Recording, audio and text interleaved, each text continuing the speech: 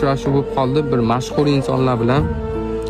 insonlar bilan ertaga jo'nab ketyapman. Uchib ketyapman samolyotda Qozog'istonga. Qozog'istonda bir kun bo'lib qaytib kelib, inshaalloh ungacha vizam chiqsa, Hindistonga uchaman. Do'stlar, bilasizlar, Hindistonda odam ko'p, hamma o'zi bilan o'zi ovora, tilni bilmayman, harakat qilyapman.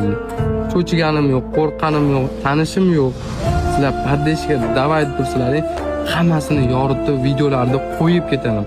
Sizlar obuna bo'lsalaring, sizlarga o'sha qo'ygan videolarim chiqadi. Men harakat qilaman. Qaysi davlatga kelsalaring boraman. Kerak bo'lsa hech kim yashamaydigan sherlar, fillar olamiga borib sizlarga yoritib boraman. Shu o'zim talantimni hammaga hayron qoladi.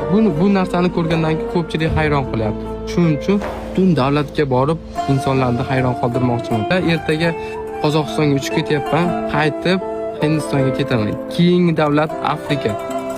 Bu yog'ini sizlar tanlaysizlar. Hamma davlatni sizlar tanlab berasizlar.